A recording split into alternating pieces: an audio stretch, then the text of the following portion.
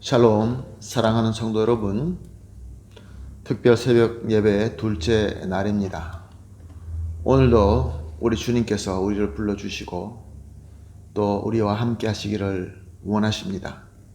겸손한 마음, 사모하는 마음, 특별히 예수 그리스도의 십자가의 고난을 묵상하면서 오늘 예배를 드리도록 하겠습니다. 다 같이 기도하겠습니다. 사랑과 은혜가 풍성하신 하나님 아버지 감사합니다. 지난밤도 편하게 쉬게 하시고 첫 시간 우리 주 예수 그리스도의 십자가의 고난을 우리가 생각하며 새벽 예배로 드리게 하여 주시니 감사합니다. 하나님, 오늘도 우리 주님께서 나를 위하여 죽으시고 나를 위하여 사랑으로 자기 모든 것을 섬겨주신 귀한 은혜와 사랑을 깊게 깨닫게 하여 주시옵시고, 그리하여서 더욱더 주님께서 우리에게 섬겨주신 그 은혜가 얼마나 위대한지 잘 깨닫고 감사하며 우리 주님을 신실하게 잘 섬길 수 있게 하여 주시옵소서. 오늘 예배를 통하여 우리 십자가에 달리신 예수님과 하나가 될 수 있는 귀한 시간 되게 하여 주시옵소서.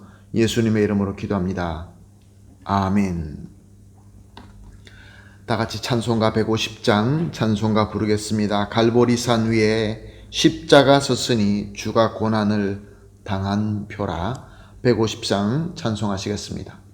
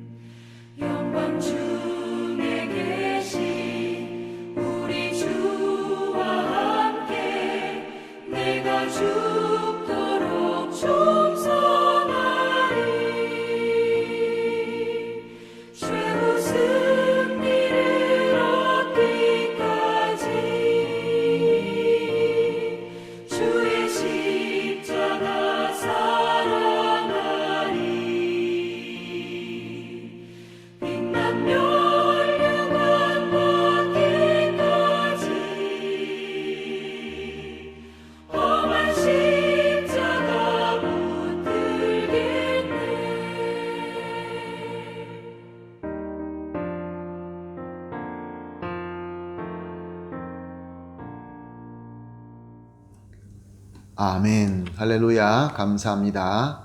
하나님 말씀 함께 보시겠습니다. 오늘 우리가 함께 나눌 말씀은 요한복음 19장 26절, 27절 말씀입니다. 요한복음 19장 26절, 27절 말씀입니다. 예수께서 그 모친과 사랑하는 제자가 곁에 서는 것을 보시고 그 모친께 말씀하시되 여자여 보소서 아들이니이다 하시고 또 그 제자에게 이르시되 보라 내 어머니라 하신대 그때부터 그 제자가 자기 집에 모시니라. 아멘. 예수님께서 십자가에 달려 그 목숨의 빛이 꺼져 가실 때 하신 말씀들이 복음서에 기록되어 있습니다. 기록된 말씀은 총 7개의 말씀입니다. 이것을 우리가 가상 7언이라고 부릅니다. 우리는 지금 고난주일을 맞이하여서 특별 새벽 예배를 드리면서 바로 이 가상 7언을 본문으로 삼고 은혜를 나누고 있습니다. 어제 월요일 새벽 예배에는 예수님의 첫 두 마디를 살펴보며 은혜를 나누었습니다. 누가복음 23장 34절에 아버지여 저들을 사하여 주옵소서 자기들이 하는 것을 알지 못함이니이다. 그리고 누가복음 23장 43절 말씀이었습니다. 내가 진실로 내게 이르노니 오늘 내가 나와 함께 낙원에 있으리라. 예수님께서는 우리가 모두 죄인이기 때문에 죄를 지을 수밖에 없고 또 죄를 지어도 그것이 얼마나 심각한지 깨닫지 못하는 것을 잘 아시기 때문에 예수님께서는 하나님께 우리를 위하여 간구하면서 용서를 기도하셨던 것입니다. 그리고 또한 극한 죄를 지어서 사형수가 되어 이제 십자가에서 죽고 있는 그러한 사람이었지만 예수님을 그리스도로 알고 그리스도로 믿고 예수님께서 천국에 임하실 때 자기를 기억해달라고 부탁하는 그 고백만 듣고 천국을 허락하셨던 것입니다. 이 두 말씀을 우리가 살펴보면서 은혜를 나누었습니다. 자, 오늘은 우리 예수님께서 계속 십자가에 달려서 생명의 빛이 점점 꺼져가면서 십자가 밑을 바라보면서 하신 말씀을 우리가 살펴보도록 하겠습니다. 오늘 본문 26절 상반절은 예수님께서 모친과 사랑하는 제자가 곁에 서쓴 것을 보시고 예수님께서 십자가에 달려서 밑을 바라보니까 예수님 눈에는 모친 마리아와 평소 사랑하는 제자 요한이 눈에 들어왔습니다. 성경을 보게 되면 예수님의 모친 마리아와 제자 요한 외에도 요한의 어머니 살로메와 또 글로바의 아내 마리아와 또 막달라 마리아 이렇게 여러 명이 예수님 십자가 밑에서 울고 있었다는 것을 증거하고 있습니다. 그런데 예수님께서 지금 눈에 들어온 자는 그를 낳은 어머니 마리아 그리고 사랑하는 제자 요한이었습니다. 26절 하반절입니다. 그 모친께 말씀하시되 여자여 보소서 아들이니이다 하시고 자, 예수님께서 이제 십자가에서 고통과 고난을 받으시면서 죽어가는 것을 누가 가장 슬퍼하고 누가 가장 괴로워했을까요? 당연히 모친 마리아였던 것입니다. 자신이 직접 낳고 키우고 또 공생애를 섬길 때 같이 함께하였고 고문받고 이제 십자가에 있는 그곳에 함께하고 있는 어머니 마리아에 있던 것입니다. 내 아들이 내가 키운 아들이 고문받고 죽는 것을 보는 어머니의 마음 어떤 마음이었을까요? 메어지고 찢어지고 정말로 표현할 수 없는 고통을 겪고 있었을 것입니다. 그리고 또한 이렇게 어머니 마리아의 이 마리아라는 여인의 슬픔과 고통을 누가 가장 잘 알고 누가 가장 안타깝고 아파했을까요? 당연히 그녀의 아들인 예수님이었던 것입니다. 예수님은 본질로 영광의 하나님이시지만 이제 인간이 되셔서 자신을 낳아주시고 키워주시고 함께하신 어머니 그 어머니가 아파하시고 또 어머니 앞에서 먼저 죽는다는 것은 너무나 혹독한 슬픔이며 아픔이었던 것입니다. 그래서 예수님은 사랑하는 모친 마리아에게 말씀하신 것입니다. 여자여, 우리 문화로서는 이상하게 들립니다. 그러나 여자여라고 번역된 원어 구나이라는 그 단어는 당시 문화로서는 존경과 사랑의 표현으로 부르는 말이었던 것입니다. 즉 예수님께서는 슬픔으로 괴로워하는 어머니를 가장 사랑의 표현인 구나이라고 부르면서 자신이 가장 사랑하는 제자 요한을 아들이니이다 라고 하신 것입니다. 즉 예수님께서는 모친 마리아에게 이제 요한을 아들로 삼고 그 아들에게 섬김을 받고 그 아들로서 위로를 받으라라고 하신 것입니다. 그리고 또 요한에게 계속해서 말씀하십니다. 27절 상반절입니다. 또 그 제자에게 이르시되 보라 내 어머니라 하신대. 평소에 사랑하던 제자 요한에게 보라 내 어머니라 라고 하신 것입니다. 즉 요한에게 이제부터 나의 어머니인 마리아가 너의 어머니가 된 것이다. 너의 친어머니로 삼으라 라고 하신 말씀인 것입니다. 사랑하는 성도 여러분, 우리가 성경을 통해서 마리아에게 예수님만 아들이 아니었고 여러 아들이 있었다는 것을 우리는 잘 알고 있습니다. 예수님의 친동생들이죠. 근데 왜 예수님은 어머니를 요한에게 부탁하였을까요?